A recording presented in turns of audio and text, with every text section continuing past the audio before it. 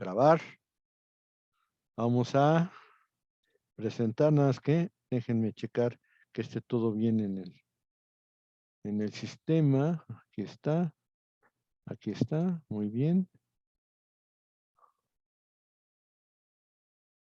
Ok, ok, muy bien. Y ahorita vamos con la presentación que debe estar aquí. Presentación, presentación, aquí está, muy bien. Ok, bueno.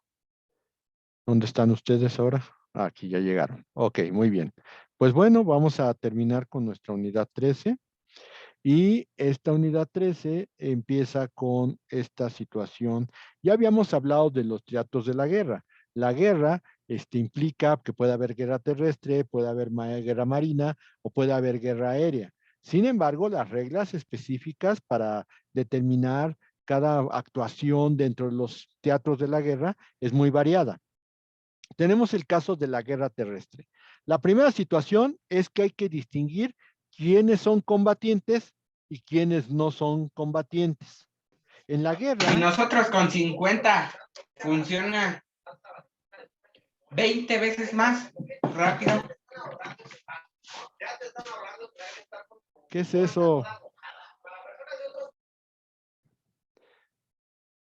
¿Quién está ahí usando el micrófono para cosas que no son? Ay, Dios mío. Ah.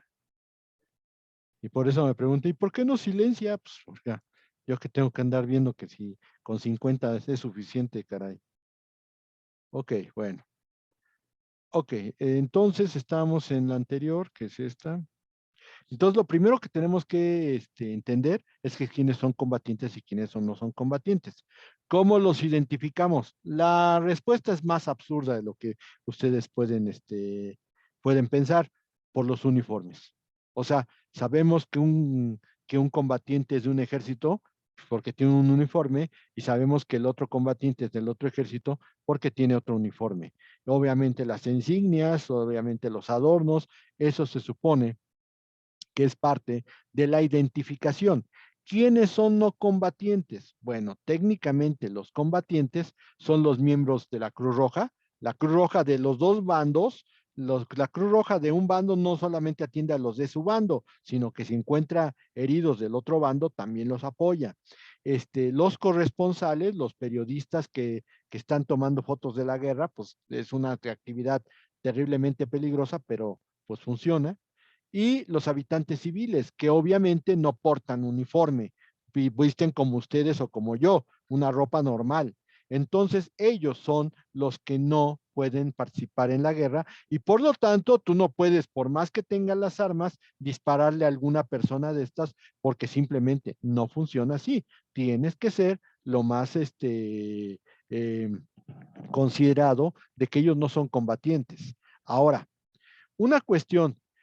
Ay, oiga, pero es que yo vi una película en la cual, pues los de una población se levantaron contra el ejército invasor y entonces están peleándose.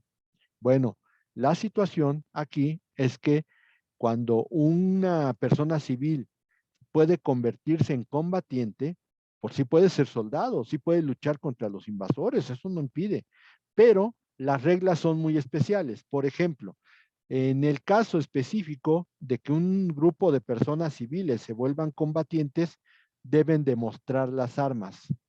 O sea, no puedes ocultar el rifle hasta que se te acerquen y los puedas disparar a quemarropa. Eso se llama alevosía. Eso se llama perfidia. Y la idea de un combate justo, como en cualquier pelea, es que estén en las mismas condiciones.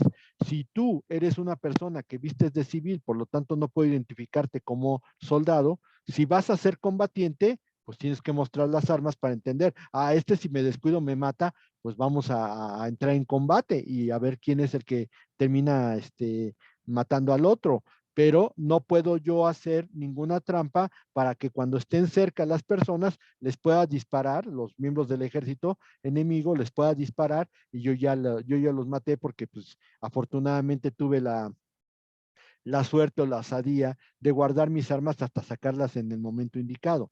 Eso es una situación muy importante. Pero, de la misma manera, si tú eres civil combatiente, no te pueden detener si tú te rindes. Si tú te rindes y sacas un pañuelo blanco y lo agitas y te rindes y entregas las armas, no te pueden matar. Simplemente te toman como prisionero de guerra. Eso es una norma que se aplica normalmente a los civiles, pero si tú eres combatiente, pues obviamente vas a combatir hasta la muerte y por lo tanto, pues te pueden matar, eso sí, antes de que te rindas te pueden matar, es parte de la guerra. Ahora, dentro de las armas que ustedes pueden utilizar dentro de una guerra, pues obviamente hay prohibición de balas expansivas, ¿se acuerdan por qué? La bala expansiva, cuando estalla, cuando choca contra algo duro, se rompe, se fragmenta. Y entonces lo que te mata no es el balazo, te matan las esquirlas que arroja la bala y obviamente pues te pueden llegar a destrozar, te florean todo y obviamente una esquirla te puede atravesar la cabeza y te puede ocasionar un derrame cerebral o se te puede ir al corazón como a Tony Stark y pues no tienes tu imán para poder atraerlas. Entonces pues a final de cuentas el manejo de las balas expansivas es de destrozar, es de aniquilar, es más destructivo que otra cosa. Por eso no se aceptan en la guerra balas expansivas. Tampoco se aceptan armas tóxicas. Durante la Primera Guerra Mundial se utilizaron, por ejemplo, gases con base en pimienta o en mostaza, que son verdaderamente fuertes, te asfixian. Obviamente en las trincheras se asfixiaban los pobres soldados y por eso se buscó la famosa máscara antigases. Pues esas no se pueden utilizar porque se supone que es un arma pues muy desleal, porque tú la puedes lanzar desde cualquier momento y tú lo que haces es el manejo de que se muera la gente asfixiada por los efectos del gas. Ojo, no es lo mismo el gas hilarante pues sí te hace sentir medio mal, pero pues a lo mejor no es eh, ¿cómo llamamos? Tan peligroso, tan invasivo como es un gas mostaza. Entonces, ese tipo de gases sí podrían utilizarse en la guerra, pero que no te asfixien, o sea, que te hagan, te incapaciten momentáneamente, sí, pero no que te vayan ahogando hasta que tú ya no puedas por los pulmones. Esa sería una cuestión. Armas químicas o bacteriológicas. Las armas químicas es como el napalm, que hace que estalle fuego de manera inmediata, y con eso se manejó mucho en la guerra de Vietnam. La famosa frase en Apocalipsis Now de Robert Duvall, cómo me gusta el olor de napalm a la mañana, que era pues puro chamuscado, porque pues, el napalm creaba fuego. Eso no se puede permitir porque se supone que esas armas químicas pues ocasionan muchos daños y, por ejemplo, dejan a las personas con quemaduras hasta de tercer grado y lo peor, las dejan incapacitadas.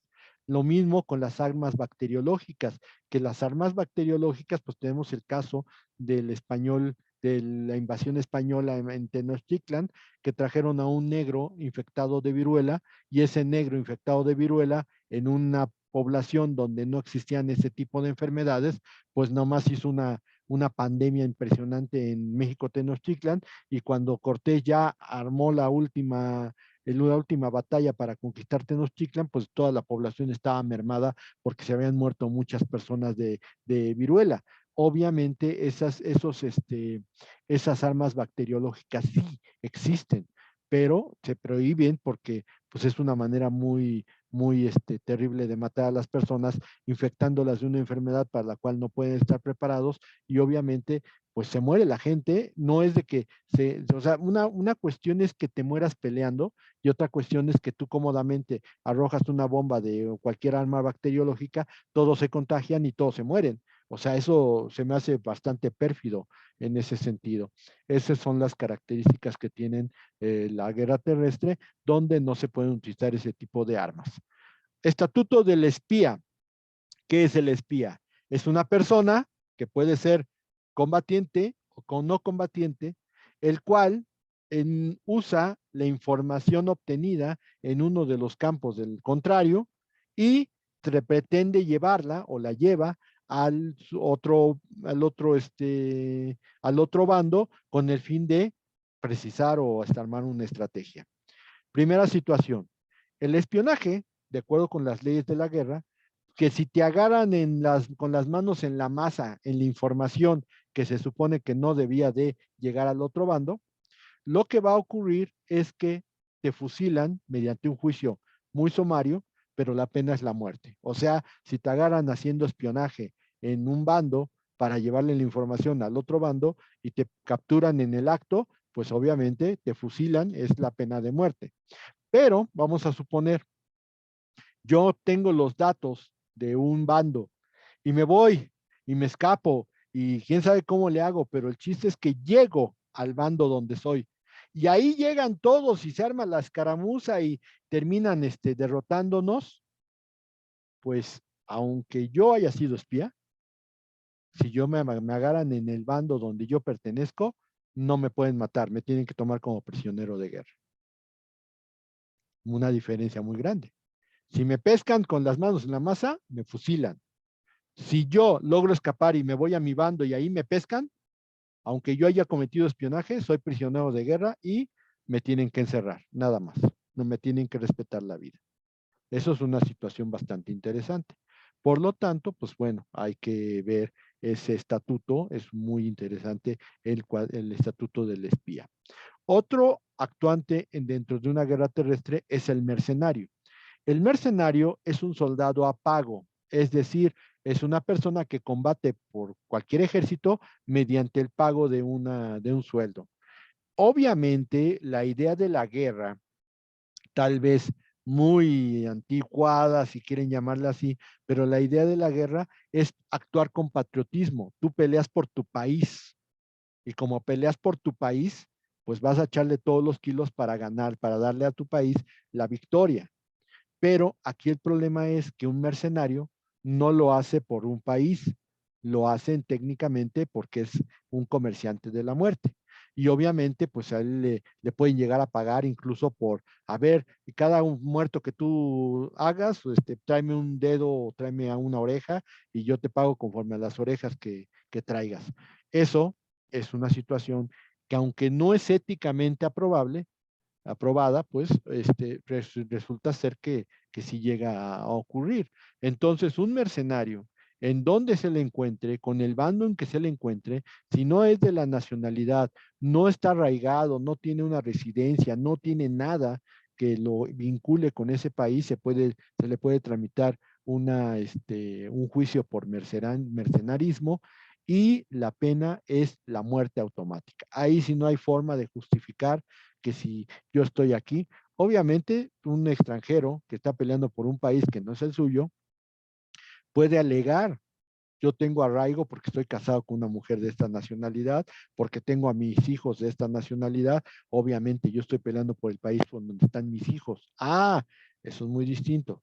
Pero si yo estoy soltero, no tengo ningún vínculo con el país, no tengo forma de poder acreditar de algún vínculo con el estado donde yo estoy combatiendo, y solamente me digo, pues es que yo soy soldado, pero a mí me pagan por ser soldado, pues eso se llama mercenarismo y ocasionalmente la sanción es la muerte. Y ese es el punto de vista de la guerra terrestre. Vamos con el que sigue, que es la guerra marina. En la guerra marítima, solamente los buques de guerra pueden participar, los buques mercantes no. Sin embargo, lo que hace una costumbre, un uso común, es que en algunos casos, cuando son barcos mercantes del enemigo, normalmente son atacados, se les baja toda la mercancía y los terminan hundiendo. Porque, bueno, hay un maestro, Werner Goldschmidt, que dice la marina mercante es muy importante para un país. En tiempos de paz, pues es un factor de desarrollo, pero muchas veces los países solamente pueden vivir durante la guerra por medio de su marina mercante. Así de importante es. Entonces, la situación muchas veces es que si agarran buques mercantes del estado contrario, los van a saltear, los van a tomar, van a bajar las mercancías y los van a hundir. Si se actúan buques civiles y los mercantes no pueden actuar, porque como dice aquí, si actúan buques civiles, no se les puede tomar como prisioneros. Eso quiere decir que automáticamente ahí sí vamos a aniquilarlos porque pues desgraciadamente pueden ser situaciones anómalas que ocasionan una perfidia. Es decir, me estás actuando como un barco civil y de pronto todos sacan armas y me empiezas a atacar, pues eso se llama perfidia, porque yo viendo que eres un banco mercante, no te voy a combatir. ¿Por qué? Pues porque no eres combatiente y resulta ser que me te atacas, pues es un acto de perfidia. Entonces, eso es lo que se pelea en estos casos. Submarinos. Los submarinos pueden atacar, pero inmediatamente de que ataquen, deben salir a la superficie para supervisar o para tomar nota de los daños que ocasionó. De tal manera que en ese sentido, pues hay buques que van en la superficie, pero precisamente por eso se tiene que hacer las famosas minas antisubmarinos, es decir, de echar las minas y ver si abajo de donde estoy navegando no hay submarinos. Y lo mismo, los submarinos pueden enviar torpedos, pero inmediatamente que atacan tienen que subir a la superficie. Los bombardeos contra ciudades está prohibido a menos que haya objetivos militares o buques de guerra fondeados. Si hay buques de guerra como en Pearl Harbor, entonces es atacable ese puerto. Si no es, si es puro buque mercante y sobre todo no son buques mercantes del país, pues no se puede atacar. No se puede atacar. Es muy fácil esa circunstancia en la situación de la guerra. ¿Qué pasó, Arriola? Profe, es que justo estoy viendo esto y me parece demasiado interesante porque, digo, si bien es cierto que actualmente no hemos tenido, no sé, en los últimos 30 años un conflicto bélico como una guerra tal cual, a excepción de la guerra de Vietnam y los conflictos armados entre Irán y todo el Oriente, pero realmente estas reglas sí se llevan a cabo, o sea, sí realmente, o sea, no sé, los submarinos lanzan su ataque y sí salen a la superficie como de No, haber, sí, o sea, pero sí. sí lo hacen. O sea, en la Segunda Guerra Mundial, cuando hundieron los barcos mexicanos, antes de que México entrara a la guerra, salieron los alemanes a preguntar. Me imagino que ha de ser una sorpresa muy grande el buque alemán que preguntó cómo se hundió el barco. Pues se llamaba el Llano de Oro, la Faja de Oro. ¿Y de dónde era? Y pues ha de haber muerto el alemán cuando dijeron de Coatzacoalcos. Entonces, sí, o sea, sí hay datos de que sí aparece eso, es una regla y debe de ser así. Sin embargo, obviamente, todos tenemos la idea de que en la guerra y en el amor todo se vale, y muchas veces nosotros nos preguntamos, oiga, pero yo sí he visto películas en donde atacan el puerto y y, y no tienen razón de abastecer. No, la mayoría de los estados generalmente sí tienen un puerto en donde está su capital. Ya no digamos otra cosa. Montevideo y Buenos Aires son capitales, obviamente ahí hay intereses militares y obviamente también son puertos importantes dentro del país. Por lo tanto, pues ni modo, ahí sí no puedes decir que no hay objetivos militares, pues puedes bombardearlos, ahí sí.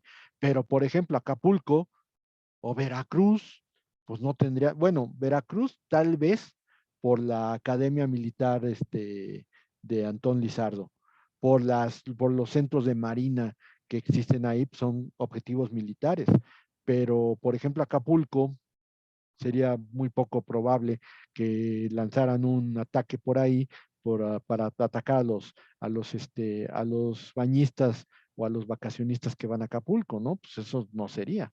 Pero sí, de que son reglas respetadas, deben de ser. Y le digo, tenemos el caso de los buques mexicanos, este, Potrero del Llano y Faja de Oro, que fueron bombardeados por buques, por submarinos nazis y los submarinos salieron con los sobrevivientes a preguntarles de dónde venían los barcos y cuáles eran sus nombres. Sí salen, o sea, de que está acreditado, está acreditado. Ahora, en este sentido, las minas, o sea, todos jugamos minas de esas del jueguito de la computadora o de los viejos de Atari. Bueno, las minas sí están permitidas, pero deben desactivarse en una hora. No puedes dejar las minas activadas toda la vida. Tienen que echar las minas y esperar a que se desconecten en 1 hora. Si llegan a su objetivo, pues obviamente van a explotar antes, pero para que evitar que haya pues animales muertos y todo eso, pues en 1 hora se tienen que desactivar. Hay que evitar la perfidia, que ya dijimos que es hacer disfrazar un barco de algo que no es y pues después atacarlo como un garro de un barco de guerra. En algún momento, yo me acuerdo la del capitán, esta de Russell Crowe, el capitán de mar y guerra o capitán de mar de mar y tierra, creo que se llamaba así, en donde ellos son un buque francés o inglés y están en guerra y entonces ven un barco muy lejano y dicen, oiga, ese barco, no, pues es mercante, no, no, es de guerra, no, es mercante, no, es de guerra y de pronto dicen, pues vamos a dejarlo ver, a ver si acaso es de guerra o es mercante, y cuando ya lo tienen cerca, empiezan a bombardearlos porque si era de guerra, y estos dijeron, híjole, nos van a dar en la torre y logran escaparse. Y entonces dicen, tomen los datos del barco y vamos a ir a buscar y vamos a darle en la torre. Esos son casos en donde existe perfidia, pero tú la perfidia la puedes justificar de alguna manera en disfrazar un barco de guerra como un buque mercante. Y obviamente cuando llegue el momento de atacar, tienes que sacar tu bandera y mostrar que tienes armas para que el otro se pueda defender. Si los agarraste verdaderamente con sorpresa, pues ni modo, a lo mejor si los derrotas, pero tienes que mostrarlo antes, porque si tú no lo muestras hasta que ya estás a tiro de piedra y avientas el armamento, eso se llama perfidia. O sea, eso no está bien. ¿Ok?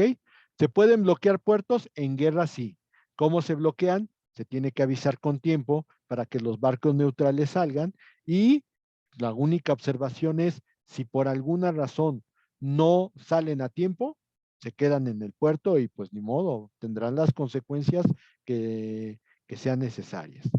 En el derecho del mar y en la guerra marítima hay contrabando y se puede hacer fácil o más bien se puede hacer detención del contrabando. Pero ojo, hay contrabando absoluto y hay contrabando relativo. Vamos a entender. Yo les decía que si agarran un buque mercante del otro país, generalmente roban la mercancía, que sería un decomiso, sería considerado como un contrabando y hunden el barco. Pero ¿qué es un contrabando absoluto? Cuando son cuestiones dedicadas a la guerra. Por ejemplo, pertrechos, armas, explosivos, no sé, aviones o algo que sea con relativo a la guerra, ahí cuando tú los detienes y te los quedas, ese es contrabando absoluto, porque van directamente a incrementar la resistencia por parte del otro estado.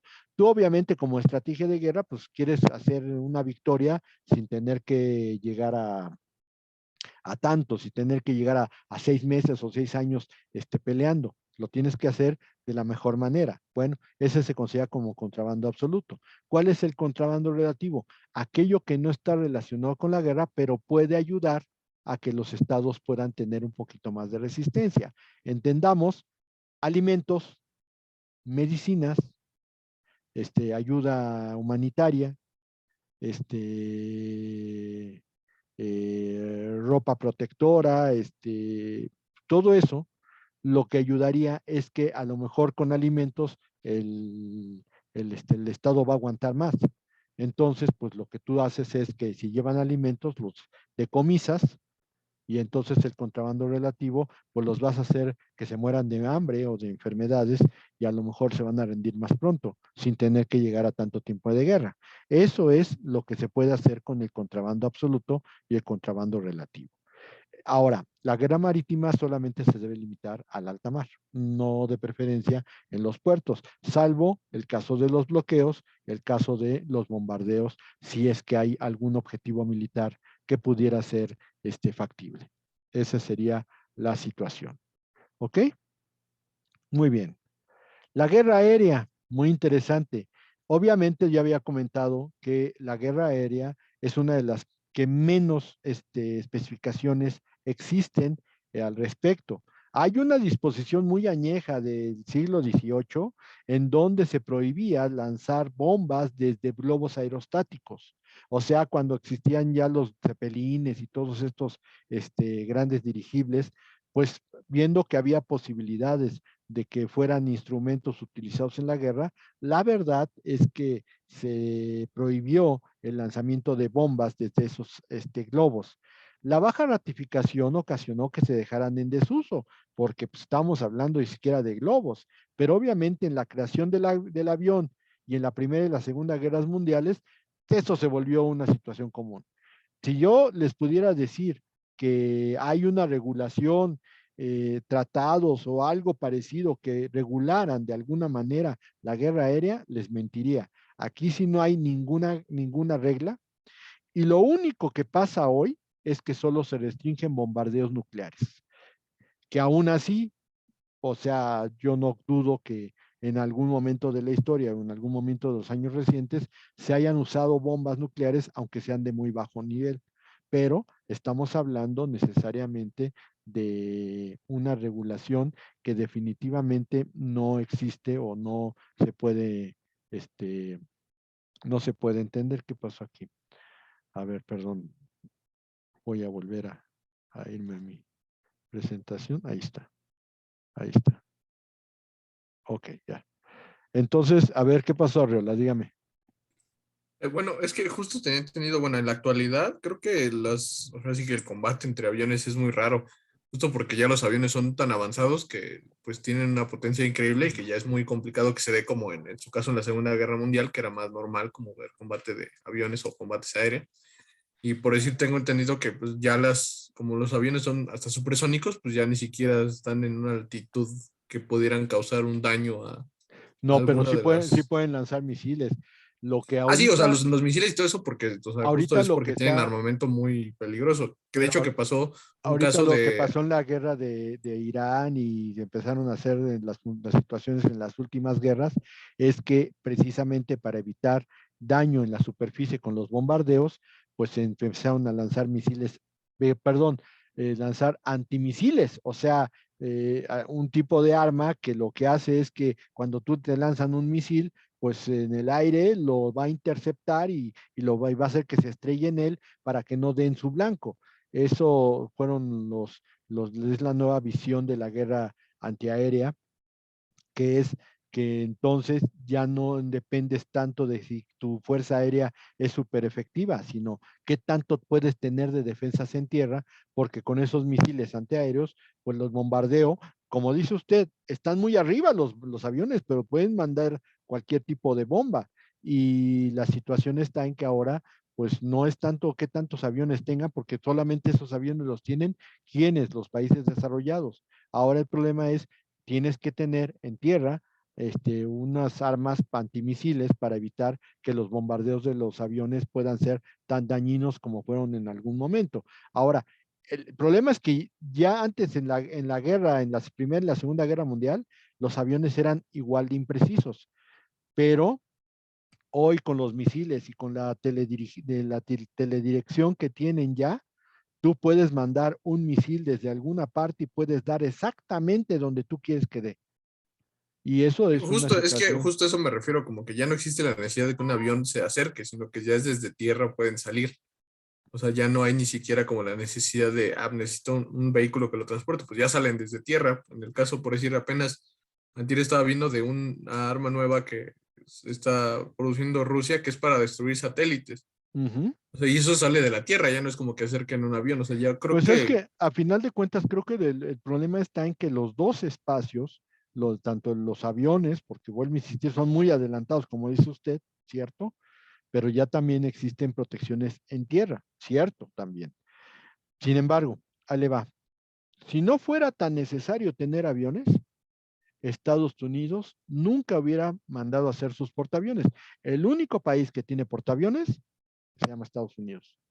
Y obviamente, pues, ¿para qué quieren los portaaviones? Para que los aviones puedan trasladarse a cualquier parte del mundo, porque pues, hay un caso muy sonado después del ataque a la estación de Hawái, ¿cómo se llama?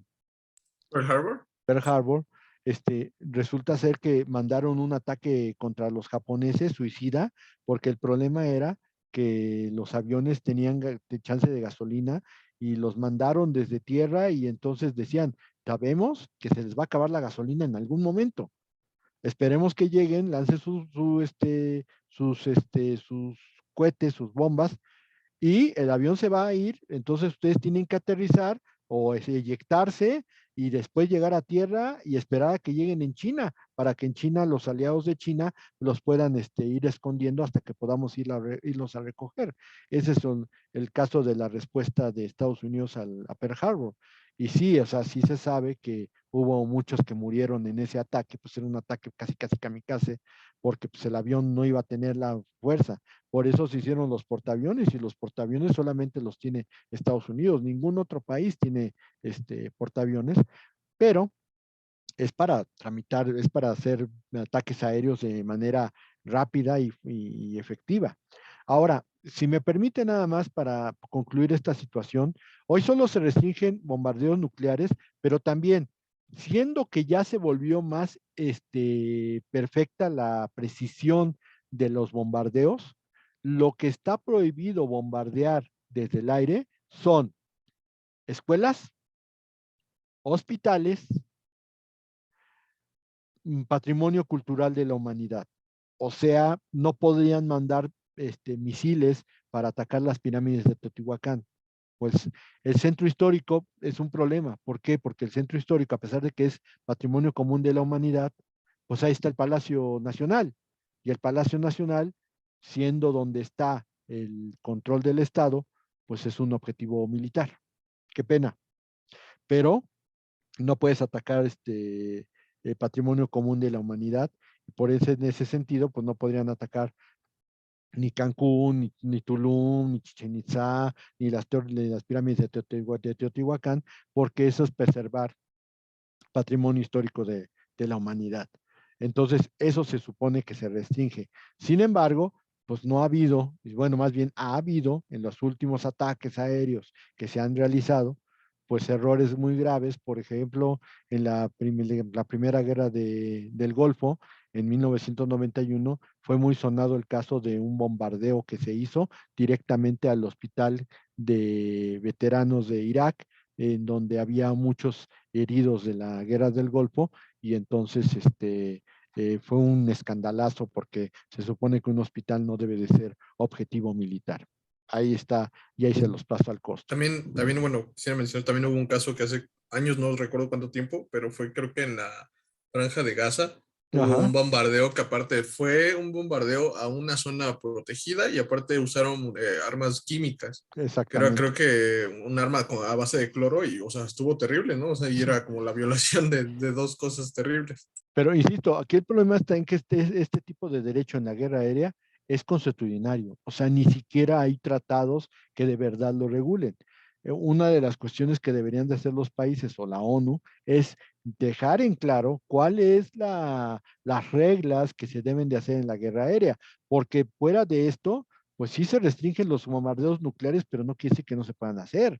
Sí se restringen los bombardeos a las escuelas, a los hospitales, pero no quiere decir que no lo puedan hacer. El caso que me comenta Arriola, o sea, el hecho de que no se puedan enviar armas químicas, pero pues solamente es una situación de prohibición de buenas costumbres, pero no es una prohibición, ¿cómo se llama?